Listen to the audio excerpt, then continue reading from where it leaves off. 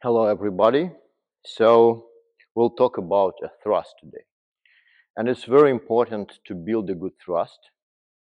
And that's sometimes a problem for many saber fencers, especially for those who start their HEMA journey with a saber, because saber is kind of like a more cutting weapon. It's harder to thrust with a saber than with a rapier. I mean, it's less safe, it's closer distance, and so on. So a lot of saber fencers usually prefer cutting, but having a good thrust is critically important because it puts a very different type of pressure on your opponent because their defensive actions against a thrust are essentially different in comparison to defensive actions against a cut. So if your opponent doesn't know what exactly you're going to do, even if you thrust once in a while, just put in that type of pressure that, oh, maybe I'm going to thrust, is actually makes you a better and a more dangerous opponent. To practice the thrust, it's important to have something like a pal. This is a very primitive one. In the hall, I have a little bit different at home, but basically something like a yoga mat on a pal is usually enough to practice most of the saber exercises. So we'll try to practice the thrust. Uh, so basically, if we follow the Hutton logic, which is basically aligned with most of the saber treatise logic and modern fencing, saber fencing logic as well, uh, to some extent. Uh, we basically have two types of the thrust. So one is called supination. It goes with nails up. So this is a position when your nails look up, and it usually means that your opponent's blade is somewhere here. So you are thrusting your opponent, and then you immediately creating an opposition, an obstacle for your opponent for immediate riposte to your head. And there is another position called pronation when your nails look down, and that usually means that your opponent's weapon on that side, and when you thrust, you immediately create an opposition covering yourself from that direction. The most important thing for thrusting is to have a good non-telegraphing thrust from different guards and actually be able to hit, because a miss is the most common problem with the thrust. You kind of like often reach your opponent, but because of your body mechanics and your opponent's, trying to avoid a thrust, uh, fencers miss with their thrust. Uh,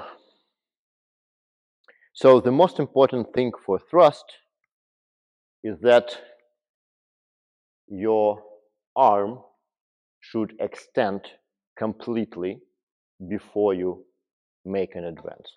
The advance could be a full step, it could be a small lunge, it could be anything else. Even like a body leaning is also okay, but the most important thing that your arm extends first and then you move. That's critically important. That's one of the most counterintuitive things in fencing. Rapier, épée fencers learn it by heart. I'll show some exercises that help you to understand and build that dynamics. But what you need to know is that it's critically important, even more important than not missing. So basically, as soon as you understand it, you stand in front of your pal in any guard you wish.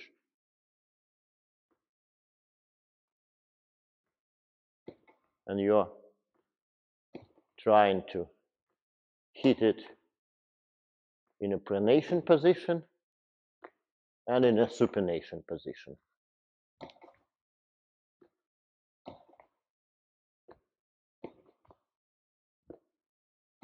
A lot of fencers have kind of like a priority, mostly doing pronation or supination thrusts. My understanding is it's better to have both.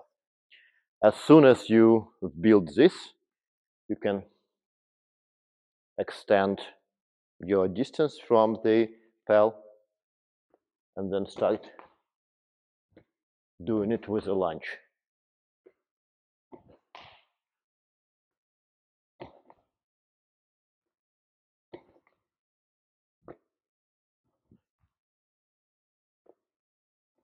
Only when you are absolutely sure that you extend your arm first and then move your body, you can start extending the distance and increasing the speed of the thrust.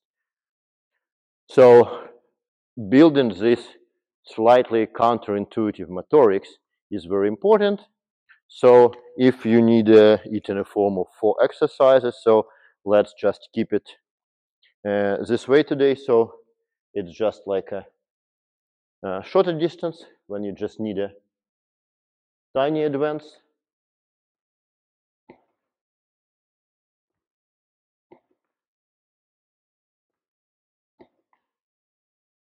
You know, 20 thrusts from pronation, 20 thrusts from supination.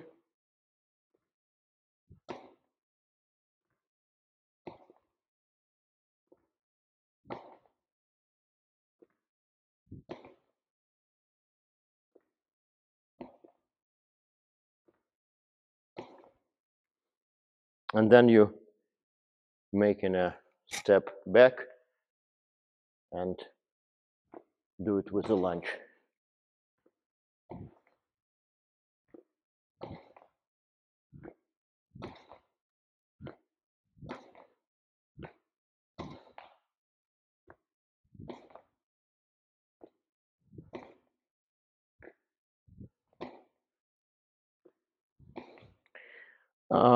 There are many reasons to do it this way, meaning extending your arm first and then moving your body. One is that that's the only way you are protected enough. We're dealing with a symmetrical weapon, so whatever we are trying to do to our opponent, he may do to us in more situations if we don't have a plan against this immediate action against us. So extending our arm and then stepping in is this plan, is the way to cover the line of immediate riposte from our opponent. Another thing is that if you start moving and then thrust with some practice, you can do that, but generally it's harder to aim because that means you are shooting from the moving vehicle. So you are moving and then you are throwing your thrust from the moving position. It's not that much important, but it's also makes it easier to miss. As soon as so those are 4 exercises. Yeah. So close distance, long distance, pronation, and supination. You can practice it as much as you wish. Those are very good exercises. You can mix them with the previous exercise of 6 cuts. Some advanced stuff. I'll show you some advanced and funny stuff you can try if you wish. So one of the things that kind of like just bother skill, you can try it. So as soon as you build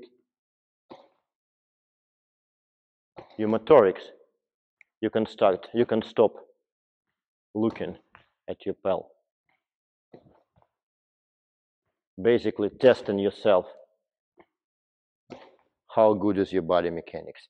That's a funny trick number 1. You can play that.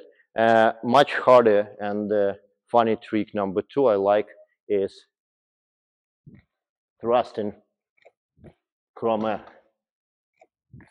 moulinet.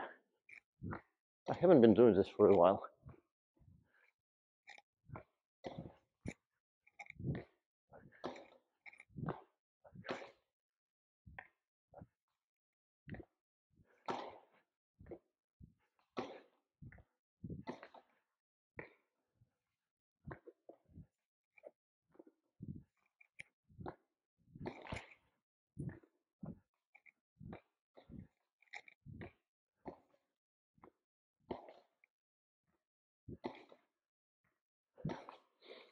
It's also kind of like part of building a better thrust and intuition.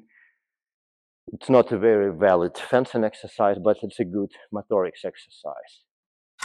Yeah, thank you. Have fun and practice your thrust this week. See you next week.